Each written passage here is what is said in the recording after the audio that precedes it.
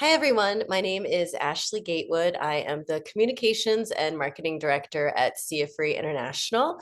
Today, I am super excited to be speaking with Jennifer Dale. Right now, today, it is April 11th, 2024, and Jennifer became a CFRE on March 8th of 2024. So she's a freshly minted CFRE 1 month in, and she is coming to us today from Michigan in the United States. Thank you for joining me. Oh, thanks for having me, Ashley. Happy to be here. Awesome. So let's just dive in with a question here about where were you in your career at the moment when you decided that you would pursue your CFRE, and what made then feel like the right time? Because a lot of people kind of think about it for years and years, and then one day it's just time. You pretty much hit it right on the head. I've been in fundraising for a lot of years, and being a CFRE or becoming a CFRE has always been kind of one of those dreams. And I finally worked for an organization that really supported the dream. And so I was at probably 10 or 15 years ago when I thought, ooh, that sounds like something I might want to do. And started looking into the application process and what needed to get done. And then ended up having an employer that said, if this is something you want, let's put it into your work plan, let's put it into your goals and make it happen. And luckily, all the stars aligned, the points added up in the application process, and I sat for and passed the exam just this year, just last month, as you said. Excellent. Oh, that's super exciting. We have stats that 54% of people say their employer supported part or all of their CFRE costs. So super awesome to hear that you were at one such employer, because it makes a big difference. So what made you want to become a CFRA?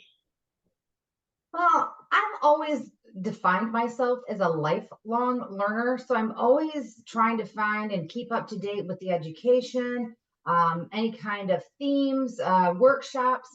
And so aligning with that, as well as trying to work in a field, fundraising, nonprofit, that sometimes doesn't get a whole lot of attention. And when we do, it's negative attention, especially in fundraising, that combining those two things together and being able to use my talents and use my passion for education as well as my lifelong commitment to this field into one, to show people how serious I am, not only in my personal development but also my professional development, and then being able to say that I take it seriously enough to want to give the dedication, the time, the commitment to study, sit, and qualify, or not in that order, for the CFRE. Combining those things together really sends me a message as a mentor that I'm serious about the profession and making sure that we're always representing the donor the best. And what way to do that other than giving validation to our career with the certification as the CFRE? You make a lot of very good points there, and especially because so many donors feel good when they know they're working with a CFRE. They may not know what the initials behind your name mean, but people say, CFEs say when they explain it, the donors think that's exactly who I want to work with, somebody who's qualified. Absolutely. Absolutely. The application, that is something it takes. Some people, finish it in a couple of weeks, and some people it lingers for a couple of years. Can you walk us through how you went about completing the application? Sure. I think the best and easiest thing for me to share in my experience with completing the application was simply documenting everything. Even when you're going to or participating in workshops or um, attending seminars that don't advertise that they're for CFRE points, it's not always about getting those points for the different sections in the application, but it's taking that information that you're using in those sessions. I think the other thing for me is just keeping track of everything. I never let anything go by, whether I put it in a computer or I had it in a hard copy on a file, making sure that everything I had was documented, and then putting it in the application. And the way that the application is set up, it will tell you officially if something's been accepted into the form or it's not. You can go over in points. It doesn't make you have to then not have as many points in another section, but you can go over the points in that section. And it's also a really good tracking device for us as professionals moving forward. I think the biggest thing that I would tell people if they're interested in 3 years or even 5 years down the road taking the exam is keeping the records now, keeping it up to date, keeping those files going, and making sure that you're keeping that record. So when you are ready to start inputting it into the system and you realize that it's April 11th and you want to qualify for the April 15th deadline, which I know is coming up, that you're not behind the eight ball trying to find all those little pieces of paper and sticky notes of what the sessions that you participated in, workshops you've participated in. It's all in one spot and you've kept it there during your duration of gathering your information.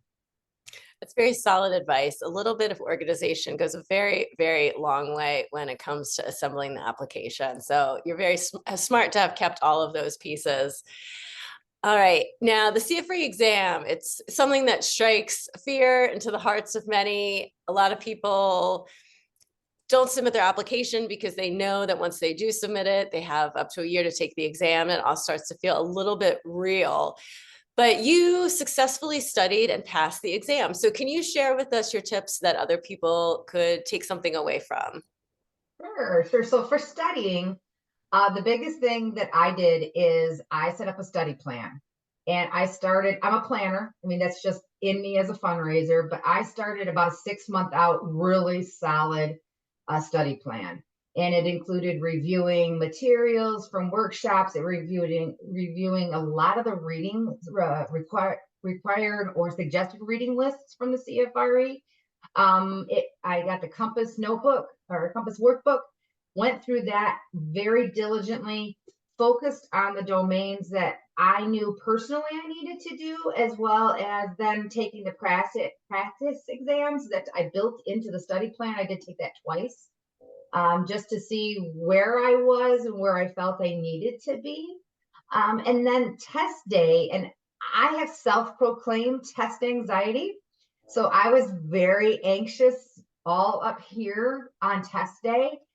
But the biggest thing that helped me is remembering that it is a donor-centric exam. And after all, as professional fundraisers, that should always be our number one focus, no matter what domain, whether it's grant writing, whether it's charitable gift annuities, special events, it's a donor focus.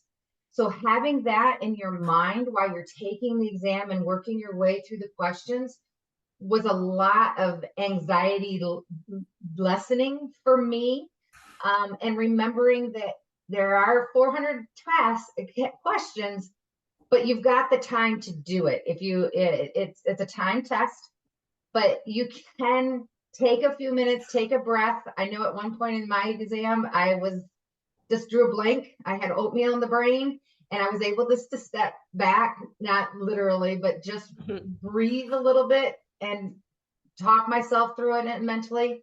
And you do have time to make it up. You can go back, and if you take it electronically, you can flag and go back and just keep telling yourself it's donor focused, which again, like I shared, it shouldn't be news to us as fundraisers, because that's what we're doing every day, is working with the donor and giving them what they need and deserve.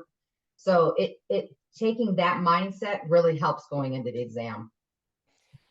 Very, very good points. And thank you for bringing up the time that you have to take the exam. People have up to 4 hours, but most people finish in about 2 hours and 45 minutes, which is really great news because it means you'll have time to review your answers.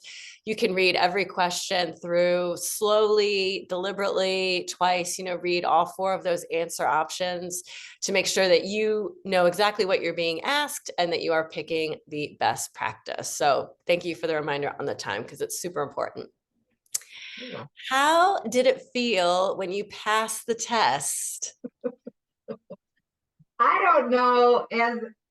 Let me just say, as a mother, as a wife, as a daughter, as an aunt, and as a recent grandmother, I don't know that I've ever been so proud and relieved and elated at the same time, in one emotion. After you hit submit and I sat there for just a second and said, well, it is what it is. It's all over. I have no idea where I stand. The absolute joy and relief is, Mhm. right away where you stand. You do get, in a proctor situation, you do get notified before you leave the testing site. At least I did. And I I took the piece of paper they gave me, and they gave it to me upside down, and I walked out of the testing center, and I said, okay, I won't look at it till I get in the car. And well, that lasted about 3 feet. And I immediately was overjoyed. I just read the first sentence that said, "We are pleased," and then I stopped reading. I didn't even know my score was. Mhm. And it was incredible. I'm not going to say was, because that makes it sound like I'm no longer. It is probably the proudest personal professional moment I have ever had. There was a lot of relief. I'm not going to sugarcoat it. I had convinced myself this was a one and done test. If I didn't pass it, it was time to move on. But it was a huge moment of pride, and it was a huge opportunity to say that I had done it. I've been in this profession for many, many, many years, and it is probably my close to my highest professional glory, if you will. And it's something that no one can ever take away either. So you've earned it. I love that. I love how excited and thrilled and what a great accomplishment it's been for you. And so many people say that it's a real life milestone because they've been in this profession for however long. You can take it at 3 years. We have people that take it far farther along. But it's such a validation, and people say just how incredible they feel when they pass and they know that they have achieved this designation. I'm glad it was such a positive experience for you. And you talked a little bit about the personal benefits, just sort of, how it felt and that kind of a thing. Are there any other benefits that you would like to mention, or any advice that you have for folks who might be contemplating whether or not to start or submit their application? Sure. I think, I don't want to steal Nike's thunder, but I think if you're contemplating doing the CFRE, just do it. If anything else, at least start the application process, because it's a wonderful self-fulfilling to fill out the application to see what you've done.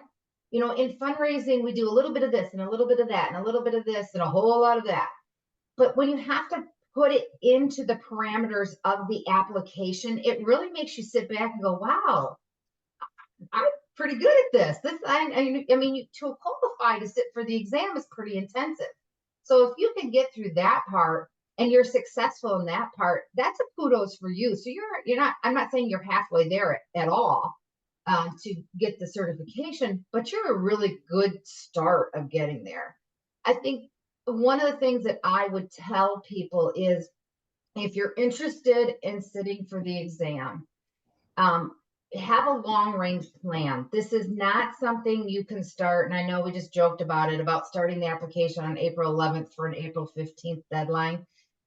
I wouldn't recommend that.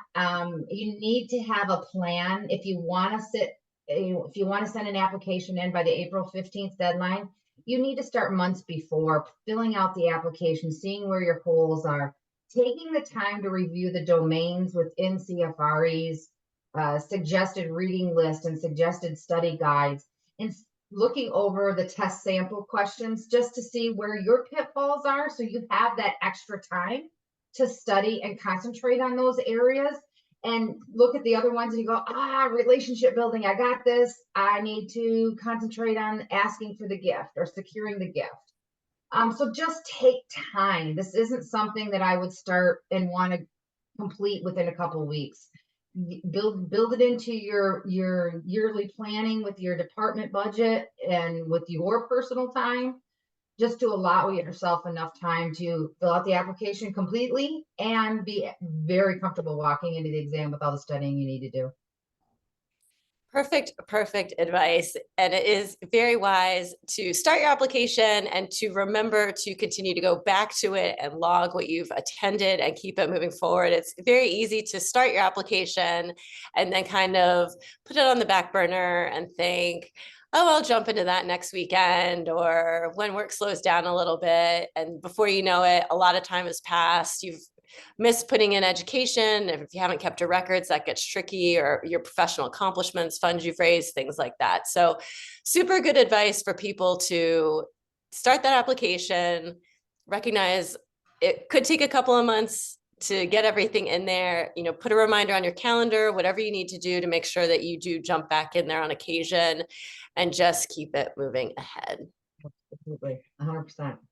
Well, I'm so thrilled for you, Jennifer, with this fabulous accomplishment that's so recent. I'm really thankful to you for having some time to chat today about it. I know other people will find your advice and enthusiasm super useful. So thank you so much for being a CFRE, and congratulations again. Oh, thank you. Actually, I appreciate it. And everybody, you can do it. You can do it.